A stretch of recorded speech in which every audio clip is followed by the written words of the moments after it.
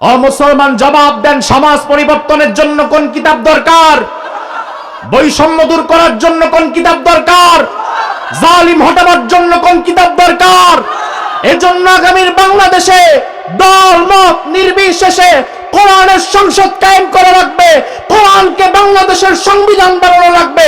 কারা কারা যদি হাত তুলে আল্লাহরে দেখাও।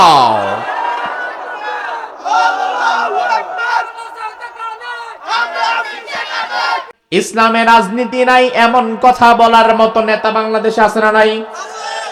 আপনাকে ক্লিয়ারলি জবাব দিতে হবে, ও নেতা সাহেব, আমি মুসলমান, ইসলাম থাকবে সেখানে, আমি যেখানে যাব ইসলামও সেখানে যাবে।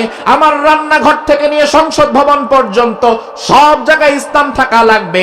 যে রাজনীতির মধ্যে ইসলাম থাকতে পারে না, আমি মুসলমান হিসাবে ওই রাজনীতির মধ্যে আমিও থাকতে পারি না। কোরআনের মধ্যে অবশ্যই শান্তি আছে, কোরআন শান্তির ফর্মুলা। তবে 54 বছরের বাংলাদেশে আমাদের হাতে হাতে কোরআন থাকার পরেও আমরা কেন শান্তি পেলাম না? তার কারণ আমরা ওই রোগীর মতো হয়ে গেছি, যেই রোগী হসপিটাল থেকে প্রেসক্রিপশন নিয়েছে, ফার্মেসি থেকে ওষুধ নিয়েছে, এরপরে বাসার মধ্যে ওষুধটা সাঙ্গের উপরে উঠায় রাখছে, খায় নাই। আমরা কোরআনটা হাতে পাওয়ার পরে সংসদের ভেতরে ঢুকায়া কোরআন দিয়ে রাষ্ট্র চালাতে পারি নাই, কোরআন দিয়ে সমাজ পরিচালিত করতে পারি নাই। কোরআনটারে ঢুকায় রাখছি শুধুমাত্র মসজিদের মধ্যে আর মাদ্রাসার মধ্যে। এই জন্য 54 বছরের বাংলাদেশেও শান্তি প্রতিষ্ঠা হয় নাই।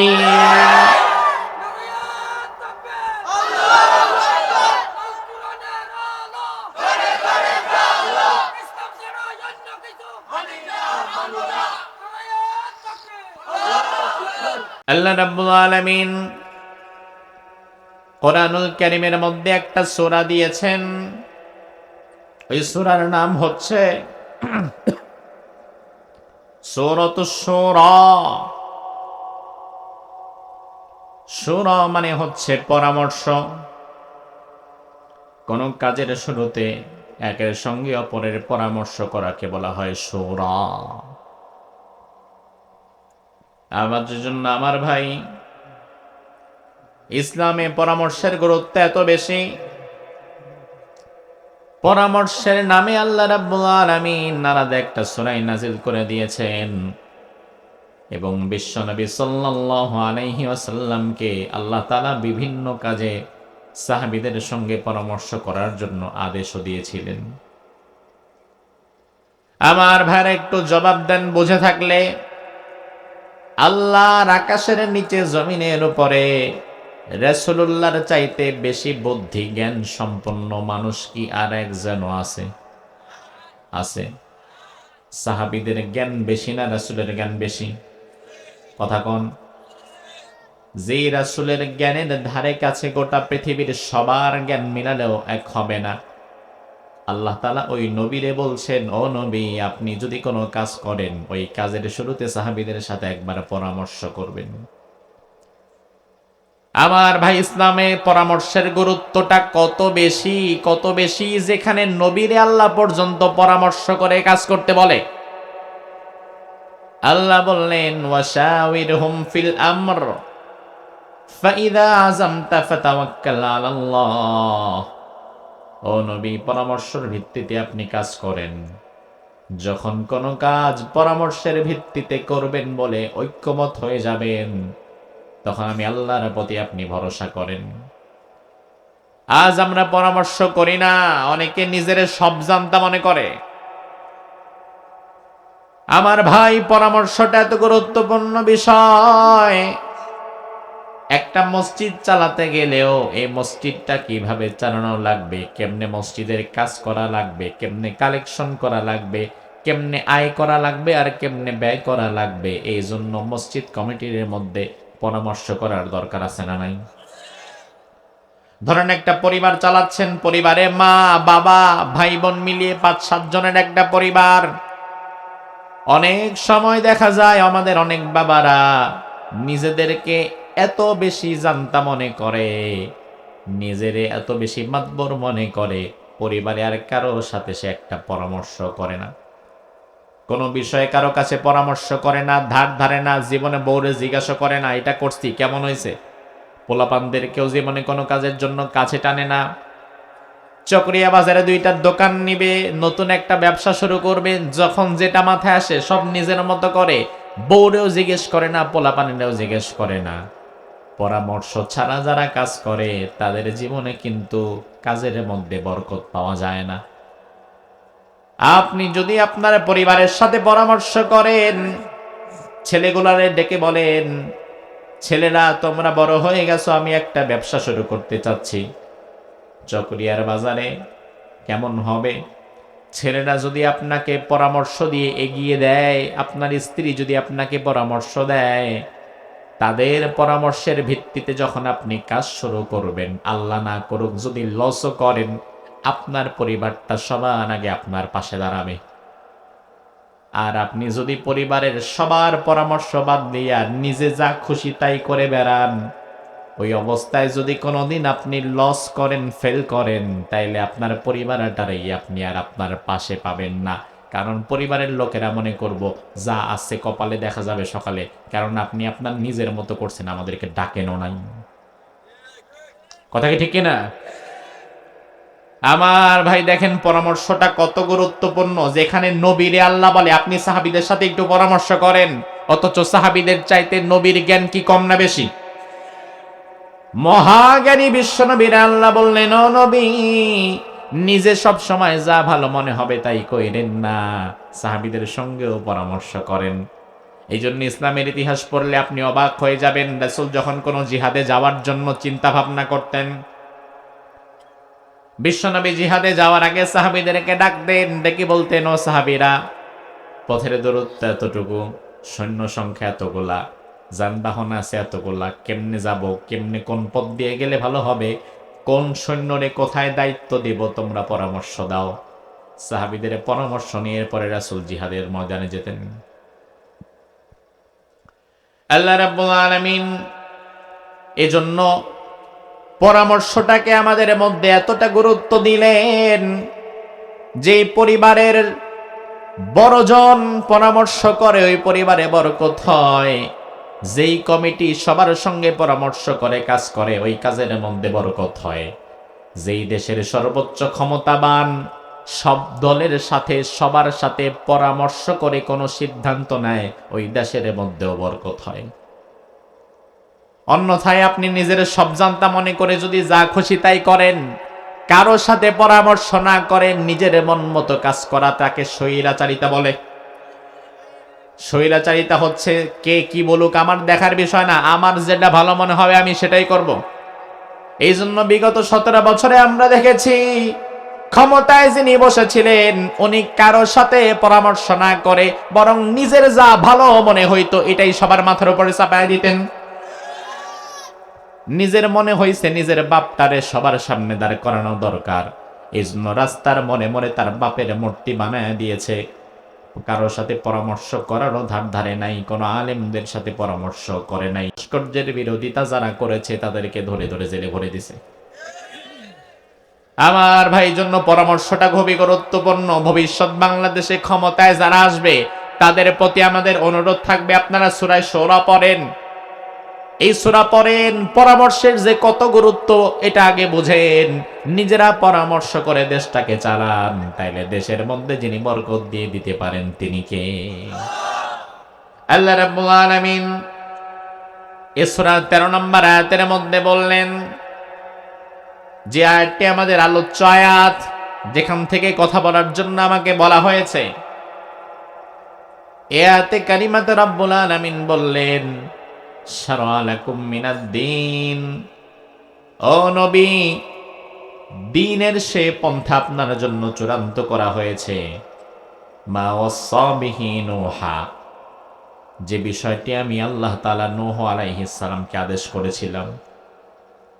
আমার ভাই আগে আয়াতে কারিমা থেকে নবীদের নামগুলো আপনার মাথায় ঢুকায় নেন। এই আয়াতে কারিমার ভেতরে দেখেন আল্লাহ তাআলা কয়েকজন নবীকে বাছাই করে তাদের নামগুলো তুলে দিয়েছেন। গরম পানি।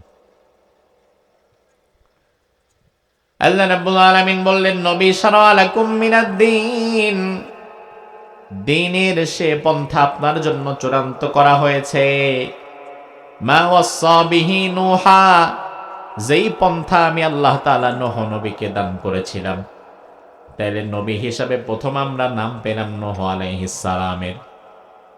কার কথা কয় না? সবাই বলেন নূহ আলাইহিস সালাম।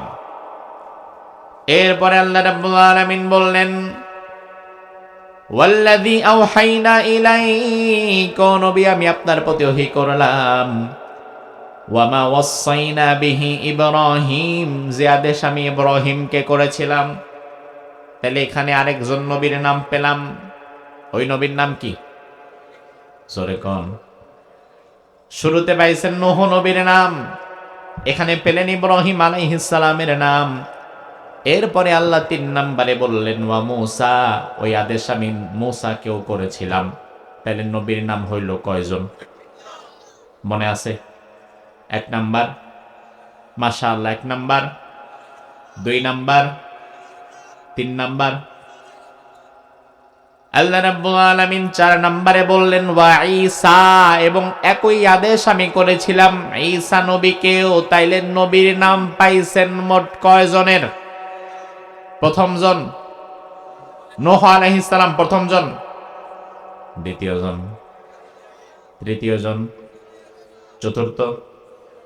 তাহলে নবীদের নাম হিসাব করলে এখানে আমরা 4 জন নবীর নাম স্পষ্ট পেয়ে যাই।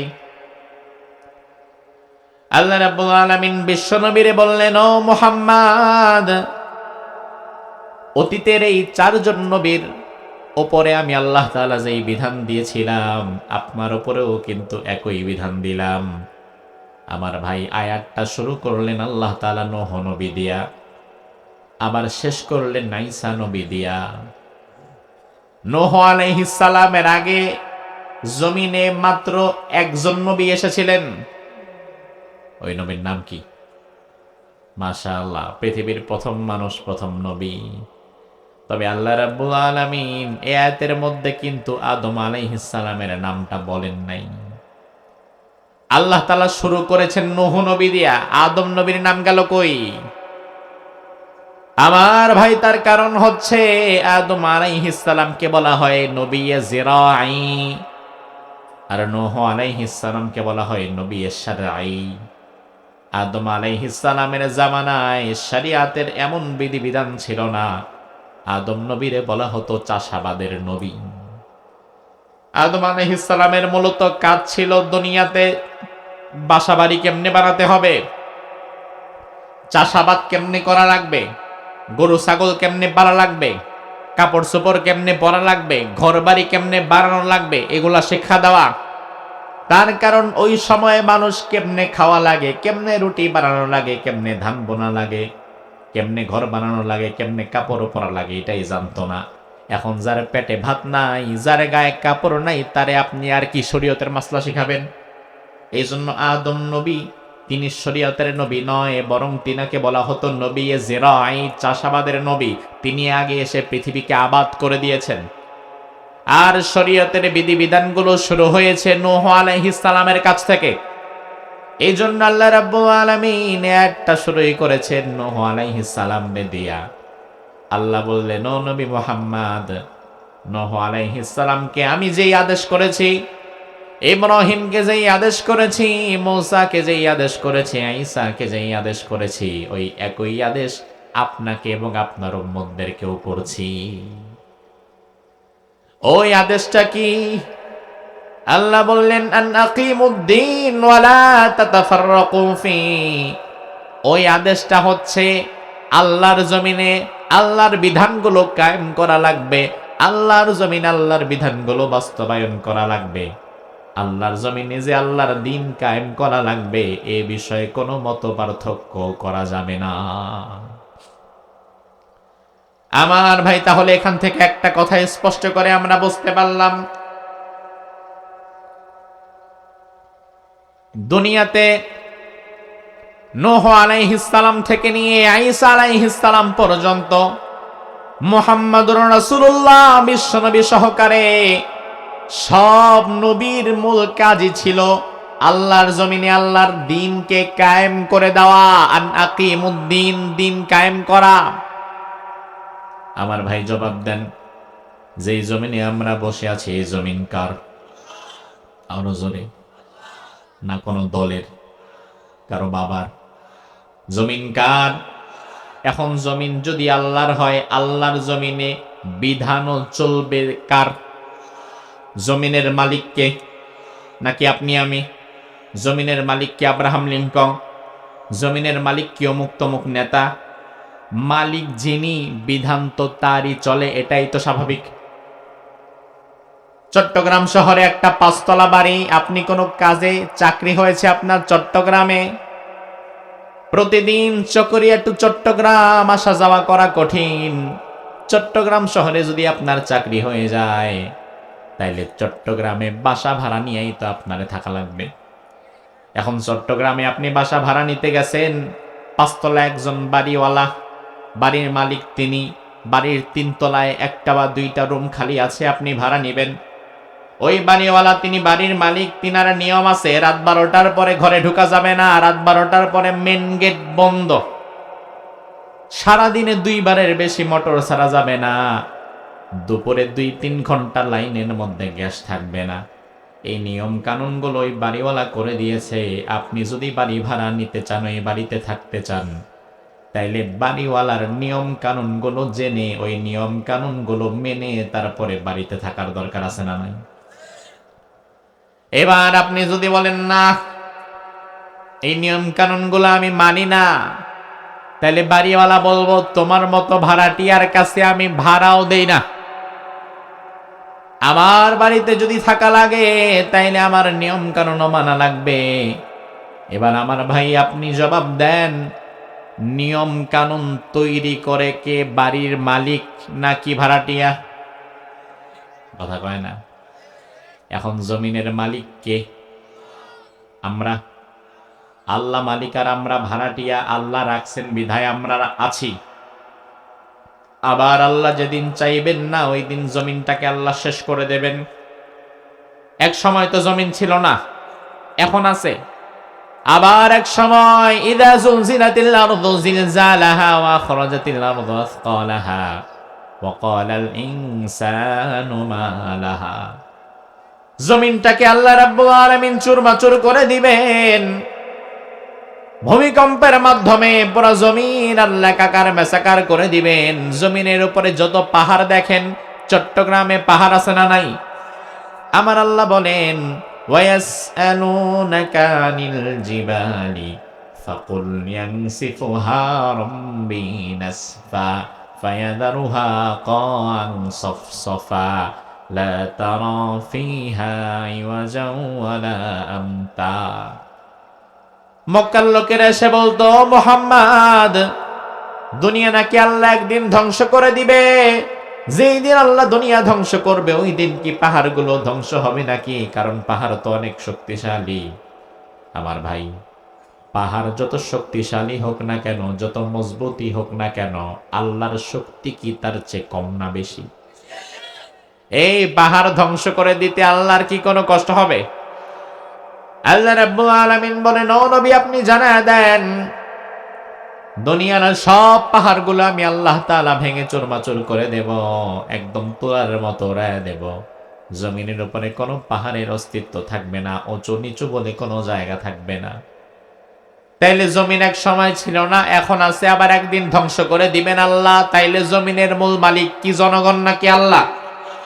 তাইলে জমিনের মূল মালিক যদি আল্লাহ হয়, এই জমিনে আইন ও কানুন চলবে তো একমাত্র আল্লাহরই, ঠিক কিনা? চট্টগ্রামে 5 তলা বাড়ি, মাসে মাত্র 10,000 টাকা ভাড়া দিবেন।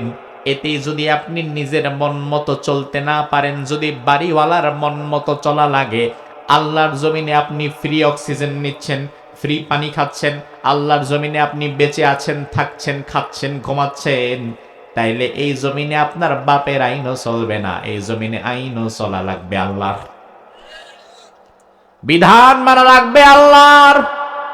এখন আপনি যদি বলেন না, আমি আল্লাহর বিধান মানব না, আল্লাহর আইন মানব না, আল্লাহ বলে, বান্দারে, আমার বিধান যদি না মানো, আমার আইন যদি না মানো, আমার কোনো সমস্যা নাই, তবে কথা একটাই, বাড়িওয়ালার আইন কানুন যদি ভালো না লাগে, বাড়িওয়ালা যেমন বাড়ি থেকে বের করে দেয়, আল্লাহর হুকুম আহকাম যদি ভালো না লাগে, আল্লাহ রাব্বুল আলামিন তার জমিনটা আপনারে ছেড়ে দিতে বলে। রাব্বুল আলামিন সূরা আর-রহমানের মধ্যে বললেন, ইয়া মাশারাল জিন্নি ওয়াল ইনসি ইন ইসতাতাতুম আন তানফুদু মিন আকতারিস সামাওয়াতি ওয়াল আরদি ফানফুদু লা তানফুদুনা ইল্লা বিসুলতান।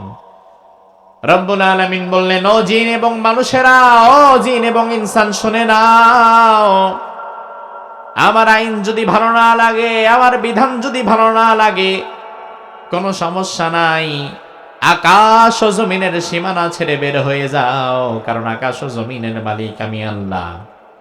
আমার বিধান যদি মানতে না পারো, আকাশ এবং জমিনের মধ্যে থাকার কোনো অধিকার নাই। বাড়িওয়ালার হুকুম মানতে না পারলে বাড়িতে থাকার যেমন অধিকার নাই, আল্লাহর আইন ও হুকুম যদি মানতে না পারি, আল্লাহর জমিনে থাকারও কোনো অধিকার নাই। আল্লাহ বলেন, বের হয়ে যা, আকাশ এবং জমিন থেকে বের হয়ে যা। ও ভাই আমার, যেখানেই যান না কেন সেখানেই আল্লাহর জমিন আছে না নাই? জমিন বাদ দেন, আপনি চলে গেছেন স্পিডবোট নিয়ে বঙ্গোপসাগরের মাঝে, কিন্তু আসমান থেকে কেমনে পার পাবেন? আপনি যেখানেই যান না কেন সেখানে আল্লাহর দেওয়া আসমানটা আছে না নাই? আল্লাহ বলে, ভালো না লাগলে বের হয়ে যা। থাকলে থাকার মতো থাকা লাগবে, নয়তো বের হয়ে যাওয়া লাগবে।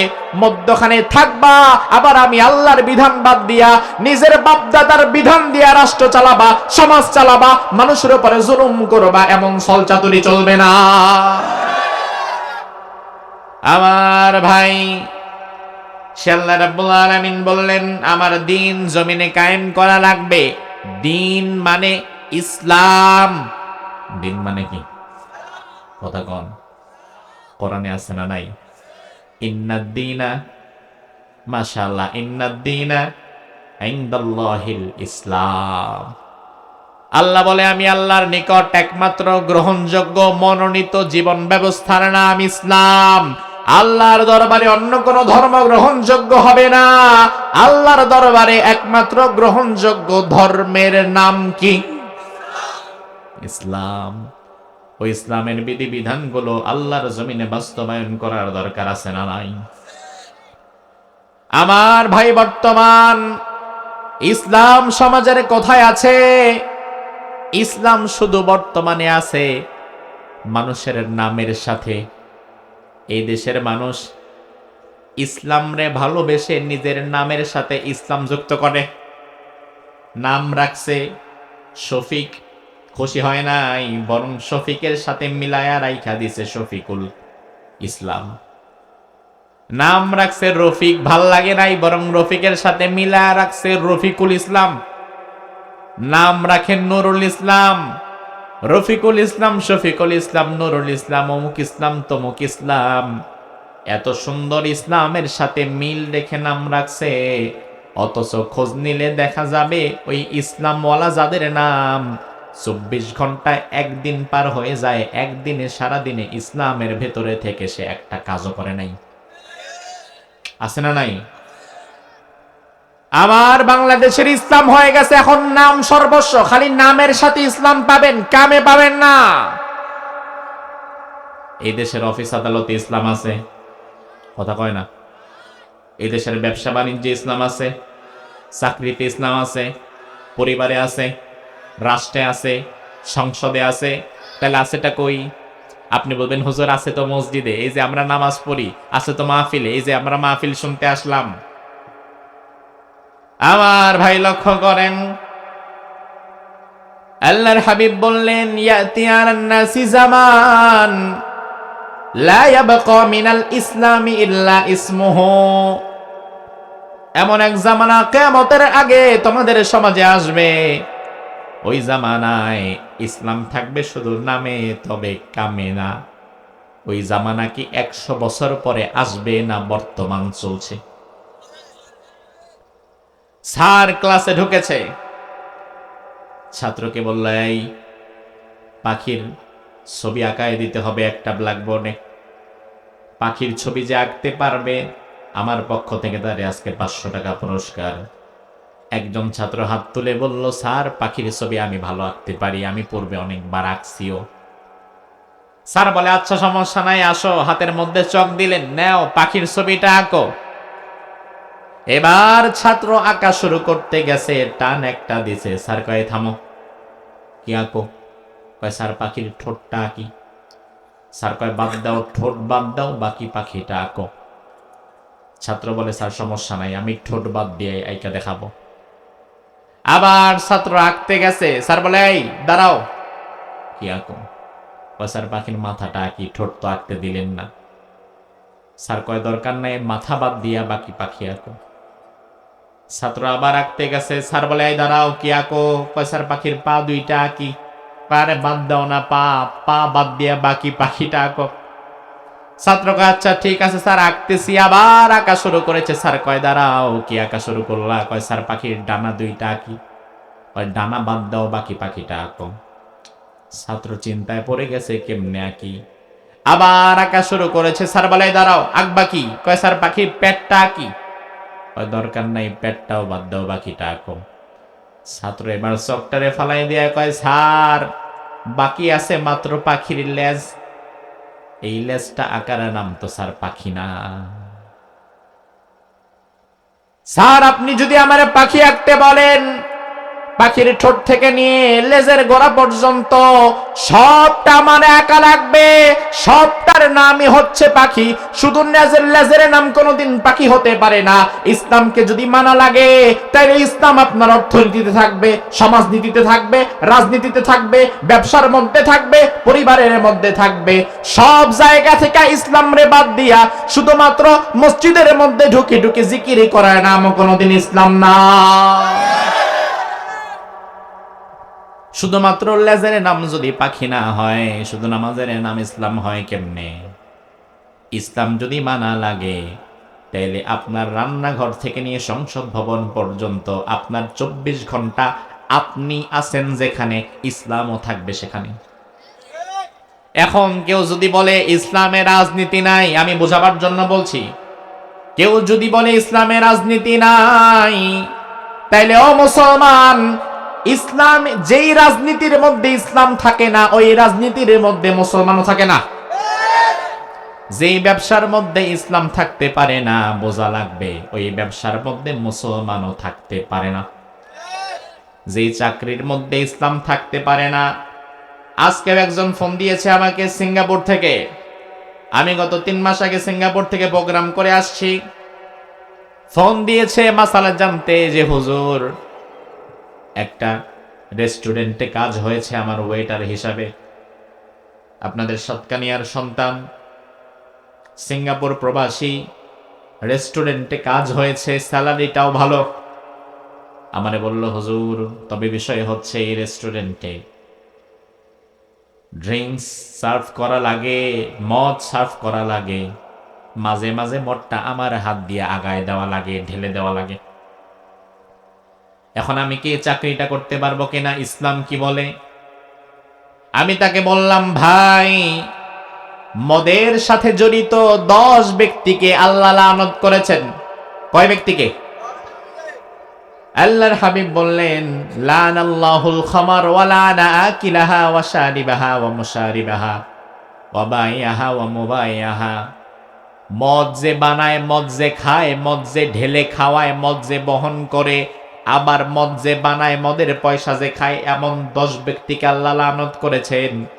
এর মধ্যে কিন্তু ওই ব্যক্তিও আছে যেই ব্যক্তি আরেকজনের মদ ঢাইলা খাওয়ায়। এখন আপনি নিজে খান না, যদি আরেকজনের খাইতে সহযোগিতা করেন, আপনার চাকরিটা তো হারাম হয়ে যাবে, কারণ এই চাকরির মধ্যে ইসলাম মেনটেন করা যাবে না। আলহামদুলিল্লাহ, সাতকানিয়ার ওই ভাই সাথে সাথে আমারে বলেছে, হুজুর যে চাকরির মধ্যে ইসলাম থাকবে না, আমি প্রয়োজনে না খেয়ে থাকবো, তবে অমন চাকরির মধ্যে আমিও থাকবো না। আমার ভাই, আপনাকে এই ধারণা ক্লিয়ার করা লাগবে। আমাদের বাংলাদেশের অনেক নেতারা বলে রাজনীতিতে ইসলাম থাকবে না, ইসলামে কোনো রাজনীতি নাই, ইসলামে রাজনীতি নাই, এমন কথা বলার মতো নেতা বাংলাদেশে আছে না নাই? আপনাকে ক্লিয়ারলি জবাব দিতে হবে, ও নেতা সাহেব আমি মুসলমান, ইসলাম থাকবে সেখানে, আমি যেখানে যাব ইসলামও সেখানে যাবে। আমার রান্নাঘর থেকে নিয়ে সংসদ ভবন পর্যন্ত সব জায়গায় ইসলাম থাকা লাগবে। যে রাজনীতির মধ্যে ইসলাম থাকতে পারে না, আমি মুসলমান হিসাবে ওই রাজনীতির মধ্যে আমিও থাকতে পারি না। ইসলাম যেখানে নাই সেখানে আমিও নাই। তার কারণ দুনিয়াতে বেঁচে থাকলে যেমন ইসলামের দরকার, মৃত্যুর পরেও ইসলামের দরকার আছে না নাই? কবর যখন প্রশ্ন করবে ওয়ামা দিনুকা, তোমার ধর্ম কি, তোমার দল কি, তখন জবাব হবে আমার ধর্মের নাম হচ্ছে, আমার দলের নাম হচ্ছে। এখন আমি দুনিয়াতেও ইসলামের সাথে সম্পৃক্ত ছিলাম, কবরের জিন্দেগিতেও আমি ইসলামের সাথে সম্পৃক্ত হয়ে যাব। আমার ভাই আল্লাহর হাবিব বললেন, এমন এক জামানা আসবে ইসলাম থাকবে শুধু নামে তবে কামে না। ওই জামানা 1000 বছর পরে আসবে না, বরং ওই জামানাটাই বর্তমান চলছে। এই জামানায় নামের সাথে ইসলাম পাবেন, তবে কামের সাথে পাবেন না। কাগজে কলমে 92% মুসলমানও পাবেন, তবে সমাজের সত্যিকার অর্থে আপনি 51% পাবেন না। বাংলাদেশ কোন আইন পাস হতে হলে এখানে 92% মতামতের দরকার হয় না। এই বাংলাদেশে কোন আইন পাস হতে গেলে সেখানে মতামতের দরকার হয় মাত্র 51%। 100 ভাগের 51% মত যাবে যেদিকে, ওই মতটাই বাংলাদেশে জয়যুক্ত হয় সংসদীয়ভাবে। এই দেশে কাগজে কলমে আপনি পাবেন 92% মুসলমান। বাংলাদেশ 92% মুসলমানের দেশ, বাংলাদেশ মসজিদ মাদ্রাসার দেশ, বাংলাদেশ আলেম ওলামার দেশ, ওয়াজ মাহফিলের দেশ আমার ভাই। তবে আমি দৃঢ়ভাবে বলতে পারি 92% মুসলমানের দেশ। এই 92% মুসলমান শুধু পাবেন আপনি ভোটার লিস্টে, কাগজে কলমে, আদমশুমারিতে। সত্যিকার অর্থে সমাজে 92% মুসলমান পাবেন না। তার কারণ 92% মুসলমানের কথা বাদ দেন, বাংলাদেশে যদি সত্যিকার অর্থে সাহাবায়ে কেরামের মতো 51% মুসলমান থাকতো, এই দেশটা বহু আগেই আল্লাহর কোরআন দিয়ে পরিচালিত হতো। কিন্তু স্বাধীনতার 54 বছর পরেও বাংলাদেশটা এখনো কোরআন দিয়ে পরিচালিত হতে পারছে না। তার কারণ কি? তার কারণ 92% মুসলমানের ভেতরে ঘাপটি মেরে থাকা অধিকাংশ মুনাফিক, যারা আপনার আমার সাথেই মিশে, নামাজও পড়ে, রোজাও রাখে, তারাবির নামাজেও যায়, আবার মাহফিলেও আসে, কিন্তু সমাজটা কোরআন দিয়ে চলুক, সংসদ কোরআন দিয়ে চলুক, আল্লাহর দিন আল্লাহর জমিনে কায়েম হয়ে যাক, এটা তারা চায় না। বাংলাদেশে কত নেতা আছে, কত বড় বড় নেতা নেত্রী আছে বাংলাদেশে। মাহফিলের মধ্যে সে 10,000, 20,000, 50,000 টাকা দিতে পারে এমন নেতা আছে না নাই? দেয় তো, দেয়। মসজিদের কাজের জন্য নেতার কাছে যাবেন, নেতা মসজিদের জন্য টাকা দিবে। আপনি যদি বলেন নেতা সাহেব মসজিদে 10টা কোরআন শরীফ দরকার, আমরা রমজান একটু তেলাওয়াত করব, তাইলে 10টার জায়গায় মসজিদে 20টা কোরআন শরীফ কিনা দিবে এমন নেতাও আছে না নাই? আপনি যদি বলেন নেতা সাহেব মাদ্রাসায় 50টা কোরআন শরীফ লাগবে, এতিম বাচ্চারা কোরআন শরীফ পড়বে, 50টার জায়গায় 100 কোরআন শরীফ কিনা দিতে পারে এমন নেতাও আছে না নাই? মাহফিলে এসে কোরআনের পক্ষে কথা বলবে, মসজিদে কোরআনের পক্ষে কাজ করবে, মাদ্রাসায় কোরআন 50-এর জায়গায় 100 কিনে দিবে, মসজিদে কোরআন 20টার জায়গায় 50টা কিনে দিবে। এবার আপনি যদি বলেন নেতা সাহেব আপনি তো জাতীয় সংসদের সদস্য, আপনি তো সংসদের ভেতরে কথা বলার ক্ষমতা রাখেন, আপনি সংসদের মধ্যে দাঁড়ায়া বলবেন কোরআনটাকে আইন বানানো দরকার, কোরআনটাকে সংবিধান বানানো দরকার, মুসলমান হিসাবে আপনি কোরআনের পক্ষে কথা বলবেন। আপনার নেতা মাহফিলে কোরআনের পক্ষে থাকবে, মসজিদে কোরআনের পক্ষে থাকবে, মাদ্রাসায় কোরআনের পক্ষে থাকবে, তবে সংসদের ভেতরে আর কোরআনের পক্ষে থাকবে না। কারণ আপনার নেতা খুব চালাক, আপনার নেতা ভালো করেই জানে মাহফিলে কোরআনের পক্ষে কথা বললে লস নাই, মসজিদে আমি 20টার জায়গায় 50টা কোরআন কিনে দিলে লস নাই, মাদ্রাসায় 50টার জায়গায় 100 কোরআন কিনে দিলে লস নাই। কিন্তু সংসদের ভেতরে গিয়ে যদি কোরআনকে সংবিধান বানাতে বলি, তাইলে পরের দিন থেকে আমার চান্দাবাজি আর ধান্দাবাজির ব্যবসা তো চলবে না। এই জন্য আপনার নেতা খুব চালাক। ইসলাম মানে ততক্ষণ অসুবিধা নাই যে যতক্ষণ, অসুবিধা আছে যেখানে ইসলাম মানে না সেখানে। আমাদের সমাজে এমন নেতার সংখ্যা কি কম না বেশি? আমার ভাই, এজন্য রাসূল বললেন এমন এক জামানা আসবে ইসলাম শুধু নামে থাকবে, কামে না। 2 নম্বরে রাসূল বললেন ওয়ালা ইয়াবকা মিনাল কুরআনি ইল্লা রাসমুহু। এমন এক জামানা আসবে, ওই জামানায় কোরআন থাকবে শুধু তিলাওয়াতের মধ্যে সীমাবদ্ধ, সমাজে বাস্তবায়িত না। এই যে 30 পারা কোরআন, এই কোরআনকে বলা হয় শান্তির ফর্মুলা। ভালো করে বোঝেন, এই 30 পারা কোরআনকে বলা হয় শান্তির ফর্মুলা। জোরে কোন, কিসের ফর্মুলা? আপনি কি বিশ্বাস করেন কোরআনের মধ্যে শান্তি আছে? আপনি কি বিশ্বাস করেন কোরআনের মধ্যে শান্তি আছে? কোরআন দল মত নির্বিশেষে বাংলাদেশে শান্তি প্রতিষ্ঠা করতে পারবে, এই কথা কি আপনি বিশ্বাস করেন?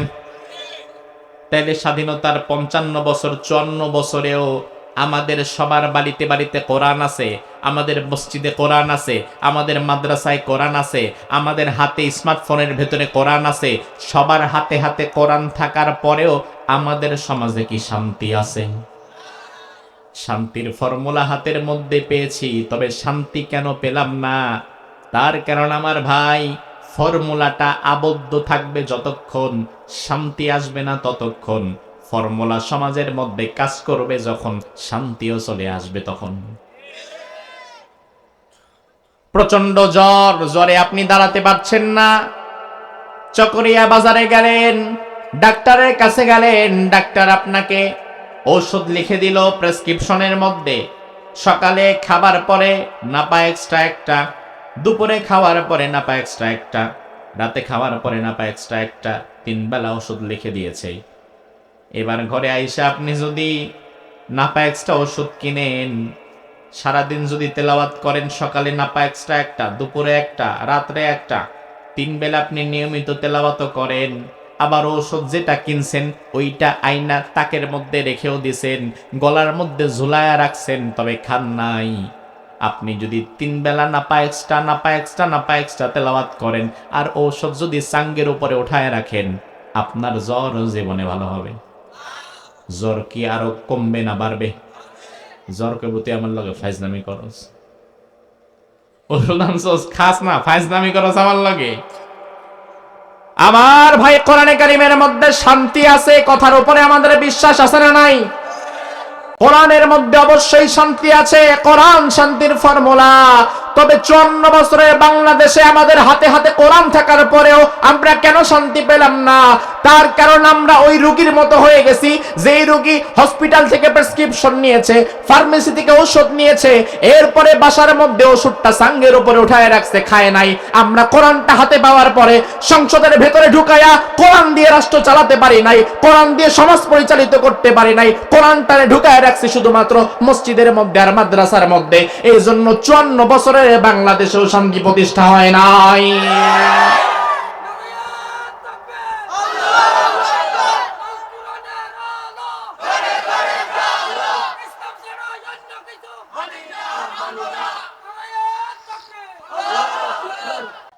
শান্তি পেতে হলে কি করা লাগবে? জ্বর ভালো হইতে গেলে ঔষধ যেমন খাওয়া লাগবে, ঔষধ শরীরের ভেতরে কাজ করা লাগবে, মাথা থেকে পা পর্যন্ত ঔষধের ক্রিয়া পৌঁছানো লাগবে। ঠিক একইভাবে শান্তি যদি পেতে হয়, তাহলে কোরআনটাকে সংসদে নিয়ে বাংলাদেশের 56,000 বর্গ মাইলেও পৌঁছে দেওয়া লাগবে। এজন্য আল্লাহ রাব্বুল আলামিন বললেন, জমিন আমার, এই জমিনে আমার দিন কায়েম করা লাগবে। বিশ্বনবী বললেন এমন এক জামানা আসবে, কোরআন থাকবে শুধু তেলাওয়াতের মধ্যে, তবে সমাজে বাস্তবায়িত না। আমার ভাই লক্ষ্য করেন, 1500 বছর আগে আল্লাহর হাবিব যখন মদিনার মসজিদে নববীর ইমাম ছিলেন, মসজিদে নববীতে রাসূল যখন নামাজ পড়াতেন, নামাজ পড়ানোর সময় রাসূল কোন কিতাব থেকে পড়াতেন? কথা কয় না। রাসূল সূরা কেরাত গুলো কোত্থেকে পড়তেন? কোরআন থেকে পড়তেন। আবার যখন একই ব্যক্তি রাসূল যখন সমাজে এসে কোনো বিচার করতেন, সাহাবায়ে কেরাম যখন কোনো বিপদে পড়ে কোনো বিচার নিয়ে আসতো, ওই বিচার ফয়সালাও রাসূল করতেন কোন কিতাব থেকে? তাইলে মসজিদে রাসূল ইমামতিও করতেন কোরআন থেকে, আবার সমাজে রাসূল বিচারও করতেন কোরআন থেকে, ঠিক কি না? আবার রাসূল যখন মদিনার প্রেসিডেন্ট হয়ে বসতেন, পুরা মদিনাটাকে রাসূল সাজাতেন, মদিনার বিচার কার্য রাসূল করতেন কোরআন থেকে। তাইলে রাসূলের মসজিদের নীতি, ইমামতি, রাসূলের বিচারকের পদ্ধতি, রাসূলের বিচার পদ্ধতি, রাসূলের ইমামতি, রাসূলের রাজনীতি, রাসূলের পরিবার নীতি, রাসূলের ব্যবসা নীতি, সবটা চলতো কোন কিতাবের ভিত্তিতে? আর এখন বাংলাদেশে আমরা শুধু মসজিদ চালাই কোরআন দিয়া, আর বাকি সমাজটা সবটা চালাই শয়তান দিয়া। মসজিদটা এখন আলহামদুলিল্লাহ কোরআন দিয়ে চলে, এই জন্যই মসজিদের মধ্যে এখনো শান্তি আছে না নাই? দেশের পরিস্থিতি যতই খারাপ হোক না কেন, আপনি দেখবেন বাহিরে 144 চলে, অথচ মসজিদের মধ্যে তখনও শান্তি আছে না নাই? একই কাতারে সব দল মত একসাথে দাঁড়িয়ে যায়, ধনী গরিব একসাথে দাঁড়িয়ে যায়। মসজিদ ছাড়া পৃথিবীতে আরেকটা জায়গাও আপনি খুঁজে পাবেন না যেখানে আপনি বৈষম্য দূর করতে পারবেন। শুধুমাত্র মসজিদের মধ্যেই আপনি কেবলমাত্র বৈষম্য পাবেন না। আমার ভাই লক্ষ্য করেন, বর্তমান তো বাংলাদেশে কোনো মন্ত্রী নাই, আবার নির্বাচন হবে, কোনো না কোনো মানুষ মন্ত্রী হবে।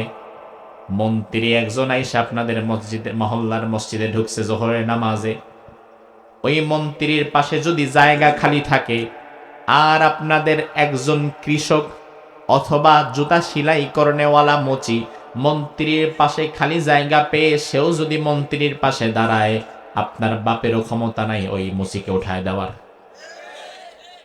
কারণ মসজিদটা আল্লাহর ঘর, এখানে আইন ও কানুন আল্লাহর চলে।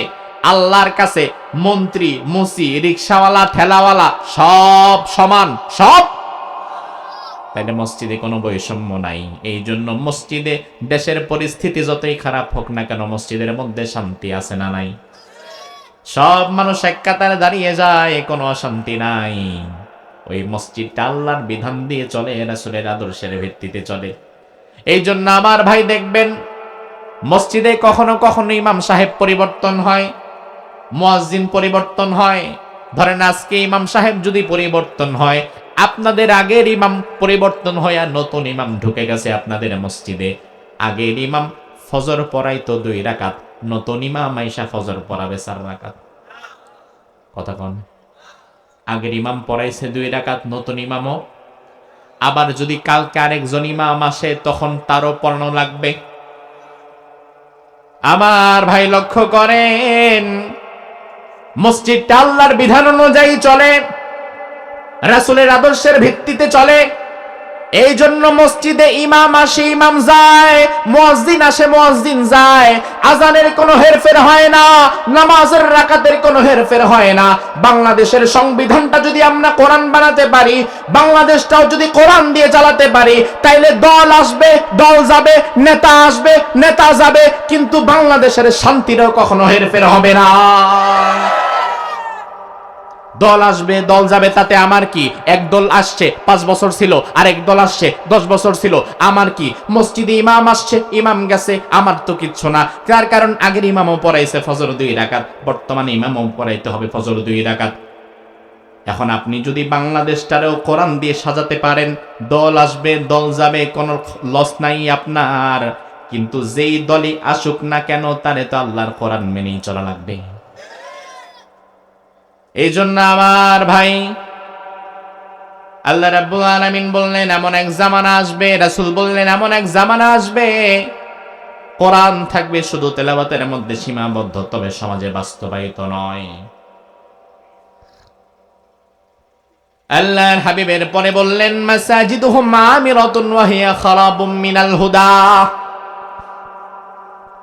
ওই জামানায় মসজিদগুলো থাকবে অনেক চাকচিক্যময়, তবে ওই মসজিদের মধ্যে হেদায়েত কখনো থাকবে না। বর্তমান আমাদের গ্রামে গঞ্জে যে মসজিদে 20টা লোক নামাজও পড়ে না, ওই মসজিদের ভেতরেও টাইলস আর এসি ঢুকে গেছে। আজ থেকে 30 বছর আগে, 20 বছর আগে আপনাদের চকরিয়াতে কোনো মসজিদে এসি পাইছেন? কথা বলেন।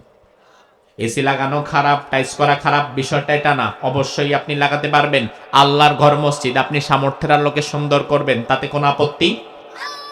কিন্তু আমার ভাই আল্লাহর হাবিব বললেন এমন এক জামানা আসবে, মানুষ শুধু মসজিদ সুন্দরের প্রতিযোগিতা করবে, মসজিদগুলো সুন্দর করবে, মার্বেল পাথর দিয়ে বাধাই করে ফেলবে, তবে ওই মসজিদের মধ্যে হেদায়েত থাকবে না।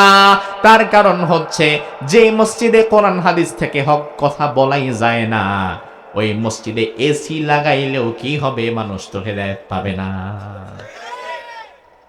বাংলাদেশে এমনও মসজিদ আছে যে মসজিদের সভাপতি সুদখোর, সেক্রেটারি ঘুষখোর, ক্যাশিয়ার হয় গাঞ্জাখোর। আছে না নাই? এজন্য ইমাম সাহেব যখন কথা বলা শুরু করে, সুদের বিরুদ্ধে বলা যায় না, ঘুষের বিরুদ্ধে বলা যায় না, জিনার বিরুদ্ধে বলা যায় না, মাদকের বিরুদ্ধে বলা যায় না, সবার মন রক্ষা করে তারপরে ইমামতি করা লাগে। এখন সবার মন রক্ষা করতে গিয়া যে সত্য কথা গোপন করেছে, আর সত্য যেখানে গোপন হয় ওই জায়গাতে হেদায়েত। আল্লাহর হাবিব বললেন এমন এক জামানা আসবে, মসজিদ হবে চাকচিক্যময়, তবে হেদায়েত থাকবে না। বিশ্বনবীর জামানায় মসজিদগুলো ছিল কাঁচা মাটির তৈরি, উপরে খেজুর পাতার চাহনি, বৃষ্টি যদি হইতো আধা ঘন্টা, নিচে টুপটুপ করে পানি পড়তো 1 ঘন্টা। সাহাবায়ে কেরাম যখন সিজদায় পড়ে যেতেন, সিজদা দেওয়ার পরে তাদের কপালের মধ্যে মাটি লেগে যেত, মাটি। আমার ভাই লক্ষ্য করেন, সাহাবায়ে কেরামের জামানায় মসজিদ ছিল কাঁচা আর মুসল্লি ছিল পাকা। মুসল্লি ছিল আবু বকর, ওমর, ওসমান, আলী। আর আমাদের জামানায় মসজিদ হইছে পাকা আর মুসল্লি হয়ে গেছে কাঁচা। এখন আমাদের মসজিদ থেকে তৈরি হয় আব্দুল্লাহ বিন উবাইয়ের মতো মুনাফিক। কোন মসজিদে যদি হক কথা বলার কারণে ইমামের চাকরি চলে যায়, খতিবের চাকরি চলে যায়, তাইলে বুঝে নিবেন ওই মসজিদের কমিটির মধ্যে মুনাফিকের চাষ শুরু হয়েছে। আমার ভাইয়ের পরে আল্লাহর হাবিব বললেন ওই জামানায় উলামাউহুম শাররুম মিন তাহতি আদিমিস সামাই মিন ইনদিহিম তাখরুজুল ফিতনাতু ওয়া ফীহিম তাউদ। ওই জামানায় একদল আলেম ওলামা তৈরি হবে, আসমানের নিচে জমিনের উপরে সবচাইতে বেশি নিকৃষ্ট তারা হবে। তাদের মধ্য থেকে ফিতনা প্রকাশ পাবে, আবার তাদের দিকেই ফিতনা ফিরে যাবে। বর্তমানে আমরা এমন একদল আলেম দেখতে পাই, সামান্য একটা আসন পাওয়ার জন্য বৃহত্তর ঐক্য নষ্ট করে এমন দলের পাশ আটা শুরু করেছে যেই দল শরিয়া আইনে বিশ্বাসী করে না। আলেম যদি ভালো হয়, ওই আলেমের মর্যাদা অনেক বেশি। রাসূল বলেন খায়রুল খিয়ারি খিয়ারুল উলামা, আলেমদের মধ্যে যারা ভালো তাদের দাম ফেরেশতার চাইতেও বেশি। আর আলেমদের মধ্যে যদি একবার কেউ বিক্রি হয়ে যায়, ও শয়তানের চাইতেও বেশি খারাপ হয়ে যায়। আমার ভাই, এজন্য আল্লাহ রাব্বুল আলামিন বললেন আন আকিমুদ্দিন, জমিন আমার, আর এই জমিনে আমার দিন কায়েম করা লাগবে। ওয়ালা তাতাফাররাকু ফীহ, আমি আল্লাহর দিন যে জমিনে কায়েম করা লাগবে, এই বিষয়ে কোনোদিন তোমরা দ্বিমত পোষণ করো না, কোনো মতবিরোধ করো না। শরীয়তের অনেক মাসালায় মতবিরোধ আছে এবং মতবিরোধের সুযোগও আছে। যেমন আপনাদের এলাকাতেই হয়তো দেখবেন, বাসে দেখবেন, চকরিয়াতে দেখবেন, একই মসজিদ, এই মসজিদে কেউ হাত বাঁধে বুকের উপরে, কেউ হাত বাঁধে নাভির নিচে, কেউ পেটের উপরে। আবার আপনি যখন হজে যাবেন, ওমরায় যাবেন, নামাজে দাঁড়ানোর সময় দেখবেন কেউ হাত ছাইড়া দিছে, কেউ হাত বুকে, কেউ নাভির নিচে, কেউ নাভির উপরে, কেউ আমিন আসতে বলে, কেউ আমিন জোরে বলে। এমন অসংখ্য মতভেদ মসজিদের নামাজের মধ্যে আছে না নাই? এবার আপনি একজন মুহাক্কিক আলেমের কাছে গেলেন, যাওয়ার পরে বললেন, হুজুর আমি তো ভালো করে বুঝি না, জানি না, একজনকে দেখি বুকের উপরে হাত বাঁধে, আরেকজনকে দেখি নাভির নিচে, আরেকজনকে দেখি নাভির উপরে, এখন কোনটা সঠিক? ওই আলেম যদি ভালো হয়, সমাজে যদি নতুন করে ফিতনা বাড়াতে না চায়, ওই আলেম বলে দিবে, ভাই হাদিসে 3 রকমের আমলের কথা উল্লেখ করা আছে, আপনি যে কোনো একটা করলেই হয়ে যাবে, এটা নিয়ে বাড়াবাড়ি করার দরকার নাই, আপনার কাছে যেটা ভালো মনে হবে আপনি সেটাই করেন, কবুল করার মালিক যিনি তিনি কে? তার মানে আমার ভাই দেখেন, হাত কোথায় বাঁধবেন, বুকের ওপরে, নাভির নিচে না নাভির ওপরে, এই মাসালা নিয়ে শরীয়তের ইমামদের মধ্যে মতবিরোধ আছে না নাই? এতে কি কোনো ইমাম কাফের হয়ে গেছে?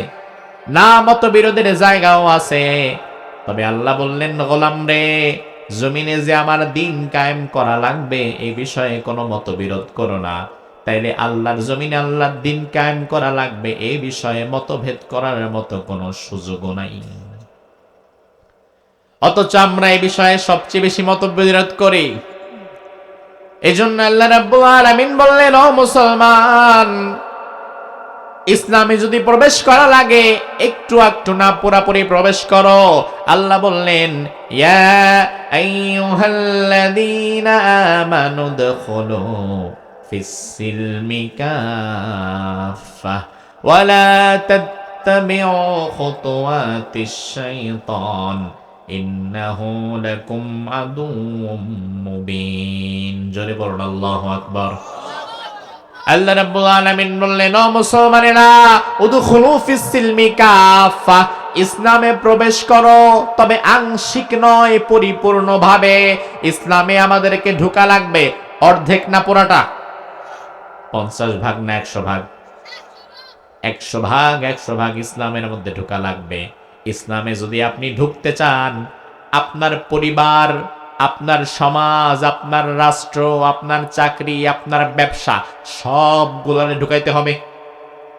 এখন আমাদের দেশের মানুষ ইসলামটারে ঢুকাইছে শুধু মসজিদে, অথচ পরিবারে ইসলাম নাই, যার ফলে পরিবারের মেয়ে আর স্ত্রী বড় হয়ে গেছে, তাদের পর্দা করায় না।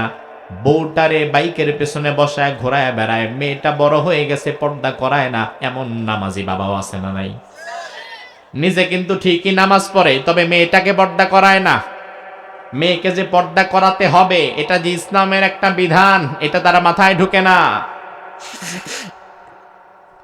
অথচ আমার ভাই, আপনি যদি ইসলামের মধ্যে ঢুকেন, তাহলে আপনার জীবনের কোনো একটা অংশ ইসলামের বাহিরে থাকতে পারবে না। আপনি ইসলামের মধ্যে ঢুকেছেন মানে আপনার পরিবারের মধ্যেও ইসলাম মেনটেন করা লাগবে। আপনি ইসলামের মধ্যে ঢুকেছেন মানে আপনার ব্যবসার মধ্যেও ইসলাম রাখা লাগবে।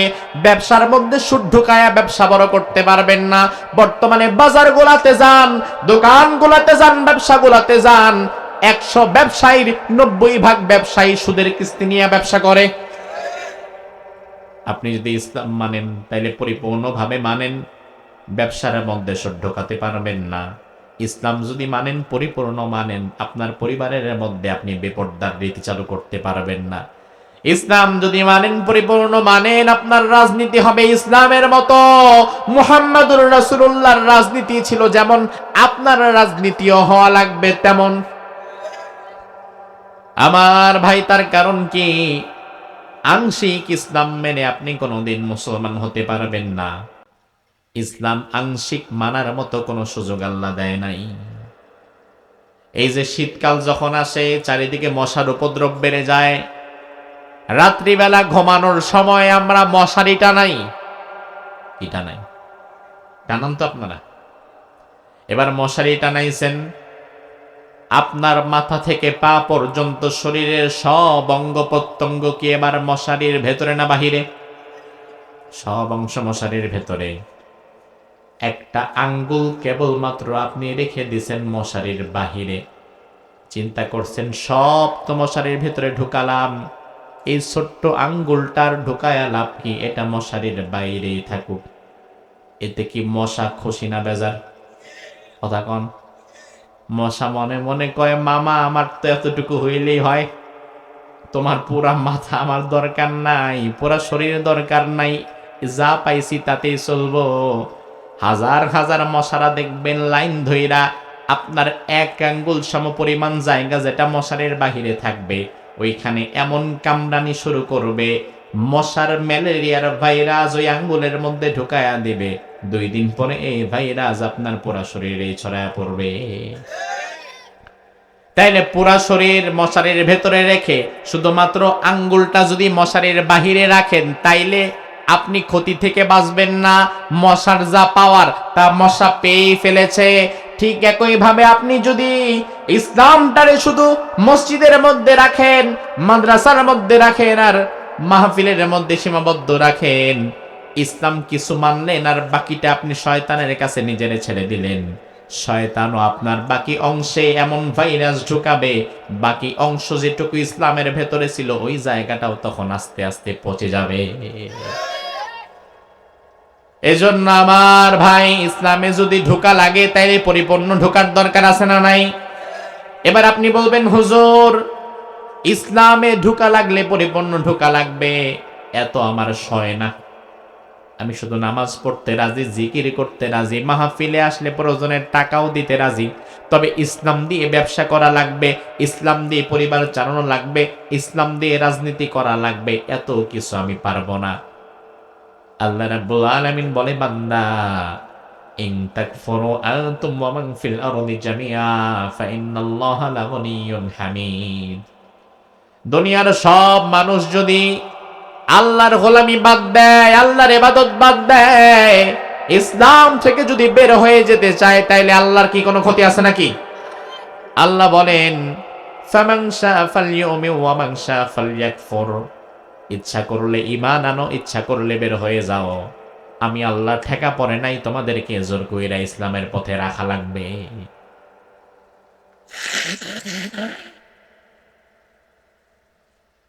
এটা আল্লাহ রাব্বুল আলামিনের ঠেকানা যে আপনারে জোর কইরা আল্লাহ ইসলামের মধ্যে রাখবে।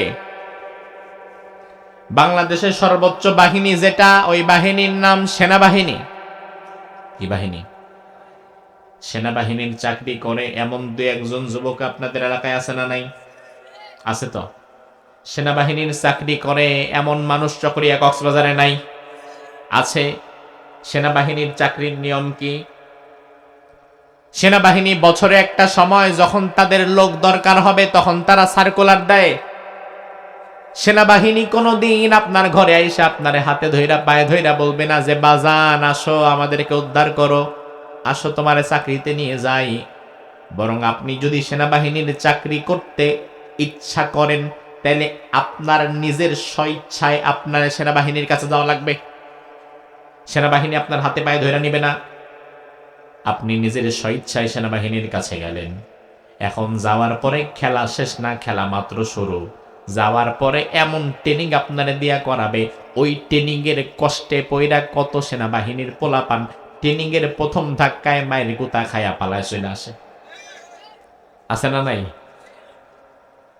আমার ভাই, তার কারণ হচ্ছে সেনাবাহিনীর চাকরিতে ঢোকার পরে, চাকরি শুধু না, সেনাবাহিনীর ট্রেনিং এ ঢোকার পরে মাথার চুল আগের মতো বড় বড় রাখতে পারবেন না, চুল রাখা লাগবে সেনাবাহিনীর মতো।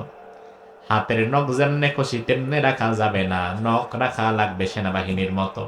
যেমন খুশি তেমন জামা পরা যাবে না, জামা পরা লাগবে সেনাবাহিনীর মতো। যেমন খুশি তেমন জুতাও পরা যাবে না, জুতাও পরা লাগবে সেনাবাহিনীর মতো। যখন খুশি তখন ঘুমানো যাবে না, যখন খুশি তখন উঠাও যাবে না, ঘুমানো এবং উঠাও লাগবে সেনাবাহিনীর মতো। ঠিক না ঠিক? আপনি এখনো চাকরি পানি নাই, মাত্র ট্রেনিং দিতেছেন, তাতেই এত নিয়ম কানুন, আর প্রত্যেকটা আপনাকে মানা লাগবে, একটাও বাদ দিতে পারবেন না। এবার আপনি যদি বলেন না এত নিয়ম কানুন আমি মানতে পারবো না, এত আইন কানুন আমি মানতে পারবো না, তাইলে সেনাবাহিনী আপনার মতো পোলারে পিছনে একটা লাথি দিয়ে বের করে দিব। কারণ আমাদের আইন কানুন যে মানতে পারবে না, সেনাবাহিনীর ভেতরে থাকার মতো যোগ্যতাও তার হবে না। একইভাবে ইসলামে যদি আপনি থাকেন, আল্লাহর বিধান আপনাকে মেনে থাকা লাগবে, আল্লাহর আইন কানুন আপনাকে মেনে থাকা লাগবে। আল্লাহ রাব্বুল আলামিন যত আইন ও কানুন দিয়েছেন সব আপনাকে চোখ বন্ধ করে মানা লাগবে। আপনি যদি বলেন মানি না, মানতে পারবো না, আল্লাহ রাব্বুল আলামিন বলে তোর মতো অবাধ্য বান্দারও আমার ইসলামে দরকার হবে না। থাকলে থাকার মতো থাকা লাগবে, নাইলে গেট খোলা আছে বের হয়ে যাও। ইসলামের মধ্যে থাকবা, ইসলামের অর্থনীতি মানবা না, সমাজনীতি মানবা না, রাজনীতি মানবা না, ইসলামের সুদমুক্ত ব্যবসার নীতি মানবা না। এত কিছু না মেনে ছলচাতুরিয়ার ভণ্ডামি করেও কোনোদিন ইসলামে থাকা যাবে না। এজন্য আল্লাহ রাব্বুল আলামিন বলেন, ও বান্দারা, দুনিয়ার সব নবীদেরকে আমি যে আদেশ দিয়েছিলাম তোমাদেরকেও একই আদেশ দিলাম। ওই আদেশটা আর কিছু নয়, ওই আদেশটাই হচ্ছে আন আকিমুদ্দিন ওয়ালা তাতাফাররাকু ফি। আল্লাহর জমিনে আল্লাহর দিন কায়েম করা লাগবে এবং এর মধ্যে কোনো প্রকার ছলচাতুরি চলবে না, এর মধ্যে কোনো প্রকার দ্বিধা দ্বন্দ্ব মতবিরোধ চলবে না। আমার ভাই, আলোচনার এই পর্যায়টা বুঝে আসলে জবাব দেন তো, জমিন কার? জমিন কার? আমরা কার? তাহলে আল্লাহর জমিনে আল্লাহর দিন কায়েম করার জন্য আমাদের কাজ করার দরকার আছে না নাই? নবীরা এই কাজ করে গিয়েছেন, এই জন্য নবীরা যুগে যুগে বাধাপ্রাপ্ত হয়েছেন। নবীরা দিন কায়েমের কাজ করে গিয়েছেন, এই জন্য নবীদের উপরে যুগে যুগে অত্যাচারের স্টিম রোলার চলেছে। বিশ্বনবী বলেন, আশাদ্দুন নাসি বালাআন আল আম্বিয়া সুম্মাল আমসালু ফাল আমসাল ইউবতালার রাজুলু আলা হাসাবি দীনিহি। এই জমিনে আল্লাহর দিন কায়েমের জন্য সবচেয়ে বেশি কষ্ট করেছে জমিনে নবীরা। সবচেয়ে বেশি কষ্ট করেছে কারা? জোরে কোন?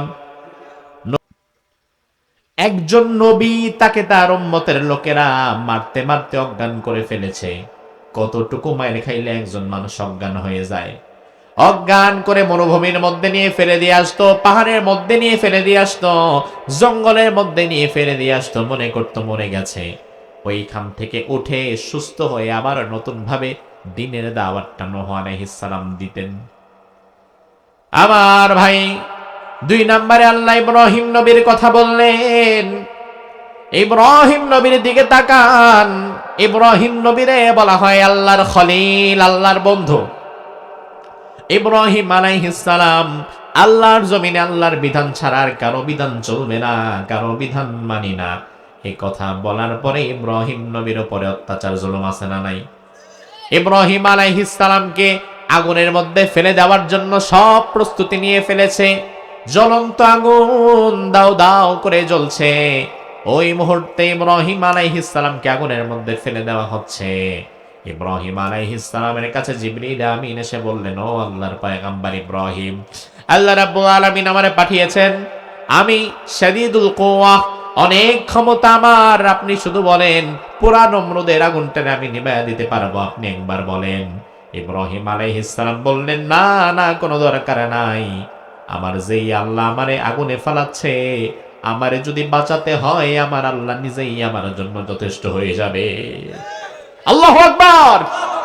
এজন্য ইব্রাহিম আলাইহিস সালাম আগুনে পড়ার সময় বললেন, হাসবুনাল্লাহু ওয়া নি'মাল ওয়াকিল, নি'মাল মাওলা ওয়া নি'মান নাসির। আমার জন্য উত্তম সাহায্যকারী কে?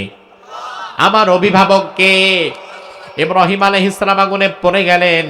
আগুনে পড়ে যাওয়ার সাথে সাথে আল্লাহ রাব্বুল আলামিন আগুনকে বললেন, আগুন, আমার ইব্রাহিমের জন্য তুমি একদম শীতাতপ নিয়ন্ত্রিত হয়ে যাও। কুলনা ইয়া নারু কুনি বারদাও ওয়া সালামান আলা ইব্রাহিম।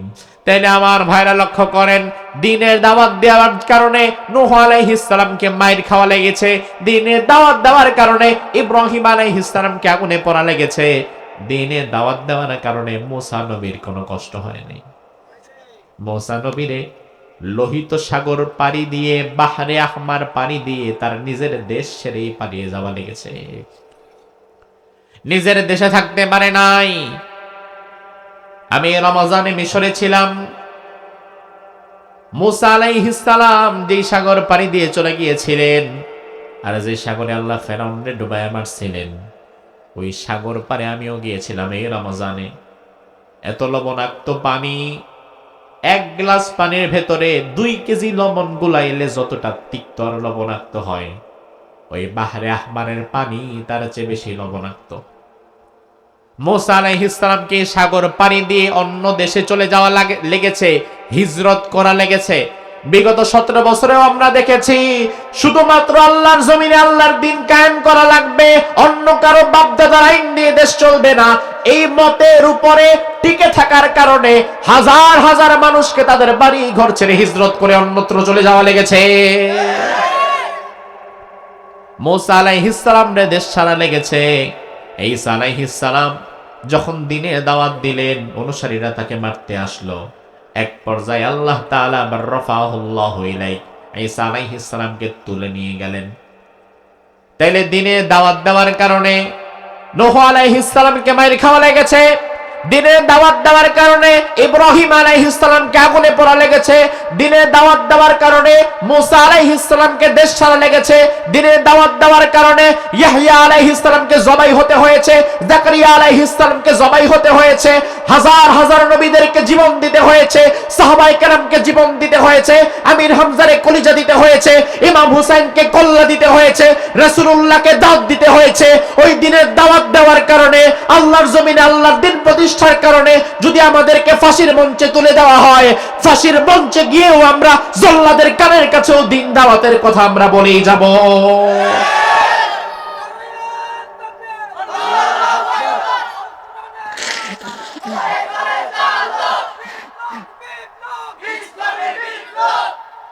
আমার ভাই, তার কারণ হচ্ছে আমরা থাকবো যেখানে দাওয়াত চলবে সেখানে।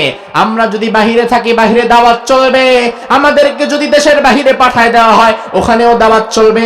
আমাদেরকে যদি জেলখানার মধ্যে ভরে দেওয়া হয়, ওখানেও দাওয়াত চলবে। আবার সামনের কোন স্বৈরাচার তৈরি হয়ে আমাদের কণ্ঠ যদি বন্ধ করে দেয়, আমাদেরকেও ধরে ধরে যদি জেলখানার মধ্যে পৌঁছায়া দেয়, ফাঁসির মঞ্চে যদি আমাদেরকে দাঁড় করায় দেওয়া হয়, ফাঁসির আগ মুহূর্তে জল্লাদের কানের কাছেও আমরা দিনের কথাই বলে যাব। আমরা থাকবো যেখানে দাওয়াত চলবে সেখানে, দাওয়াত থেমে থাকবে না, ঠিক কি না? তার কারণ আমার ভাই, এই জমিন আল্লাহর, এই জমিনে আল্লাহর বিধান কায়েম করা লাগবে। আল্লাহ বললেন, ও নবী, অতীতের সব নবীরা যে দাওয়াত দিয়েছে, যে কাজ করেছে, ওই কাজের আদেশ আমি আল্লাহ আপনাকেও দিলাম। আমার ভাই লক্ষ্য করেন, ধৈর্য হারা হইন না, আর কয়েকটা মিনিট বলে শেষ করে দিচ্ছি। আল্লাহর হাবিব সাল্লাল্লাহু আলাইহি ওয়াসাল্লামের দাওয়াতের জিন্দেগি শুরু হয়েছিল 17 বছর থেকে। 17 বছরের আগে রাসূল কোনোদিন দাওয়াত দেন নাই, কারণ সমাজের হাব ভাব ভালো মন্দ বুঝতে বুঝতেও সময় লেগে যায়। আল্লাহর হাবিব 17 বছর বয়সে উপনীত হলেন যখন, ওই পর্যায়ে রাসূল একটা সংগঠন খুললেন। ওই সংগঠনের নাম ছিল হেলফুল ফুজুল। কি সংগঠন? হেলফুল ফুজুল। এই সংগঠন খোলার মধ্য দিয়ে তিনি তার দাওয়াতের অগ্রযাত্রাকে চালিয়ে রাখলেন। তাইলে আমার ভাই লক্ষ্য করেন, 17 বছর রাসূলের বয়স, তিনি হেলফুল ফুজুল গঠন করে সমাজের মানুষকে তিনি দাওয়াত দিচ্ছিলেন। ভালো কাজ করো, খারাপ কাজ করো না, অন্যায় করো না, মানুষের উপরে জুলুম করো না, মদ খায়ও না, জিনা করো না, ব্যভিচার করো না, সুদ খায়ও না। এইভাবে করে রাসূল দাওয়াত দেওয়া শুরু করলেন 17 বছর বয়স থেকে। দিতে দিতে দিতে রাসূলের বয়স গিয়ে দাঁড়ালো 40। 17 থেকে নিয়ে 40 বছর, কয় বছর হয়? হ্যাঁ, 23 বছর। তাইলে রাসূল কিন্তু 23 বছর দাওয়াত দিয়ে ফেলেছেন। নবুয়ত প্রাপ্ত হওয়ার আগেই, কোরআন আসার আগেই 23 বছর কিন্তু রাসূল সমাজের মানুষকে দাওয়াত দিলেন, ভালো পথে ডাকলেন। অবশেষে যখন রাসূল দেখলেন 23 বছর দাওয়াত দিয়ে সমাজ পরিবর্তন করতে পারলাম না, সমাজের মানুষদেরকে হেদায়েতের পথে আনতে পারলাম না, ভালো বানাতে পারলাম না, অবশেষে 40 বছর বয়সে রাসূল হেরা গুহায় চলে গেলেন। হেরা গুহায় গিয়ে আল্লাহর হাবিব এবার ধ্যান করা শুরু করলেন। জাতির মুক্তি কিভাবে হবে সেটা ভাবতে শুরু করলেন। আল্লাহ রাব্বুল আলামিন তখন একটা কোরআন দিয়ে দিলেন, রব্বুল আলামিন একটা কিতাব দিয়ে দিলেন। ওই কিতাবের নাম হচ্ছে কোরআন। ওই কিতাবের নাম কি? জোরে কোন? এবার আল্লাহ রাসূলকে বললেন, ও নবী, ইয়া আইয়ুহার রাসূল, ও আমার রাসূল, বাল্লিগ মা উনজিলা ইলাইকা মির রাব্বিক। এতদিন সমাজের মানুষকে আপনি ডেকেছেন, দাওয়াত দিয়েছেন, ভালো বানাতে পারেন নাই। 23টা বছর দাওয়াত দিয়ে ফেলেছেন, সমাজ পরিবর্তন হয় নাই, বৈষম্য দূর হয় নাই, ইনসাফ প্রতিষ্ঠা হয় নাই, জুলুম বিদায় হয় নাই। এই মুহূর্তে আপনাকে সমাজ পরিবর্তনের জন্য নতুনভাবে দাওয়াত দেওয়া লাগবে। তবে আগের 23 বছর আপনি দাওয়াত দিয়েছেন নিজের মন মতো, আর এখন থেকে আপনি দাওয়াত দিবেন মন মতো না, কোরআন মতো। কি মতো? জোরে কর। আল্লাহর হাবিব 40 বছর বয়সে হেরা গুহা থেকে কোরআন নিয়ে নামলেন। মৃত্যু পর্যন্ত রাসূল কোরআন মতোই দাওয়াত দিয়েছিলেন, আর মন মতো দেন নাই। 40 থেকে নিয়ে 63 বছর, 63 বছরে রাসূল বিদায় হয়ে গেলেন। 40 থেকে 63 কত বছর হয়? কয় বছর? এখানেও হিসাব করে দেখেন, 23 বছর। তাইলে আমার ভাই মজার বিষয় লক্ষ্য করেন, কোরআনটাকে যদি আপনি মাঝখানে রাখেন, রাসূলের দাওয়াতি জিন্দেগির মাঝখানে, এই যে ধরেন মাঝখানে কোরআন আসার আগে রাসূল সমাজ পরিবর্তনের জন্য কাজ করেছেন 23 বছর। এই 23 বছর একদিকে, মাঝখানে কোরআন, আর কোরআন আসার পরেও রাসূল সমাজ পরিবর্তনের জন্য কাজ করতে পেরেছেন 23 বছর। তাইলে কোরআন আসার আগেও 23, কোরআন আসার পরেও 23। কোরআন মধ্যখানে রাখলে রাসূলের দাওয়াতি জীবন দুই ভাগে ভাগ হয়ে যায়, একটা কোরআন দ্বারা, আরেকটা কোরআন ছাড়া।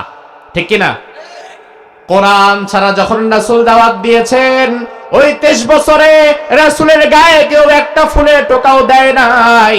আর কোরআন নিয়ে যেই দিন প্রথম দাওয়াত দিলেন, ওই দিন রাসূল প্রথম মাইটটা খাইলেন। তাইলে শত্রুতা কিন্তু মুহাম্মাদের সাথেও নয়, শত্রুতা কিন্তু মূলত আল্লাহর কোরআনের সাথে। আমাদের অনেক হুজুরেরা বলে, আপনারা কি ওয়াজ করেন, আপনাদের মাহফিল বন্ধ হয় কেন, আপনাদের কথা ওনারা শুনতে পারে না কেন, ওনারা আপনাদেরকে জেলে নেয় কেন, মানে কেন? আপনাদের মধ্যে সমস্যা আছে, আপনাদের মধ্যে ক্ষমতার লোভ আছে, আমাদেরকে তো মানে না, আমাদের মাহফিলও বন্ধ করে না।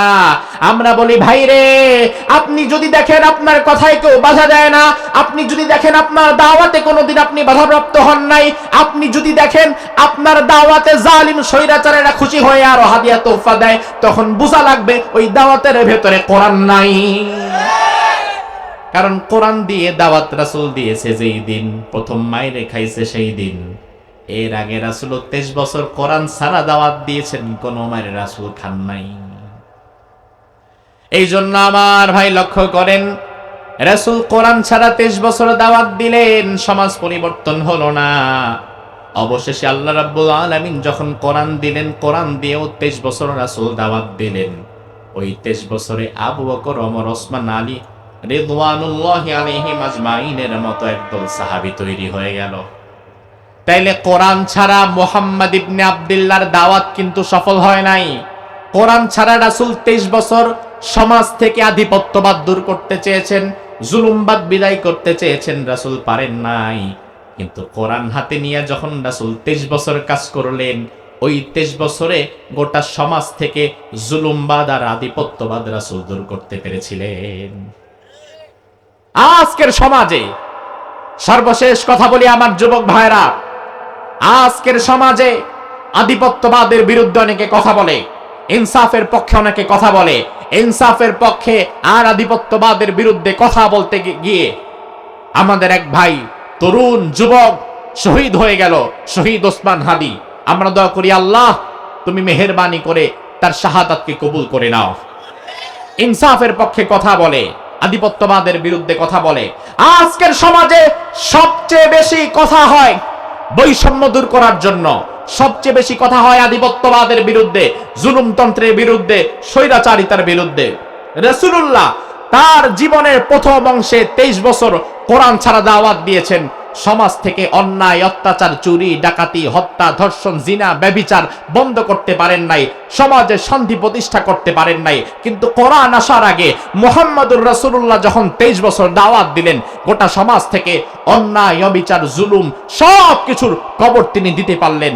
তার মানে হচ্ছে, এই সমাজকে যদি আমরা পরিবর্তন করতে চাই, অন্য কোন তন্ত্র মন্ত্র দিয়ে সমাজ পরিবর্তন হবে না। সমাজ পরিবর্তনের জন্য যেই কিতাব দরকার ওই কিতাবের নাম আমি বলবো না, আপনারা বলেন।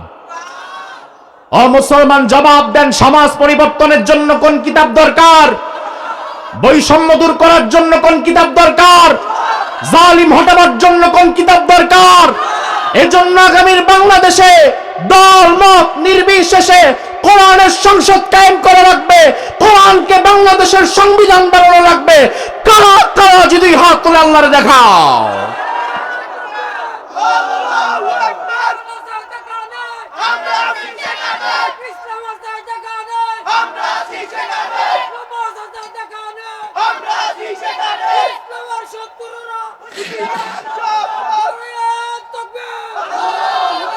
আল্লাহ সুবহানাহু ওয়া তাআলা যে আয়াতে কারিমার আলোকে আমরা আলোচনা করলাম, এই আয়াতে কারিমার উপরে আমাদের আমল করার তৌফিক দান করুক। আমরা বলি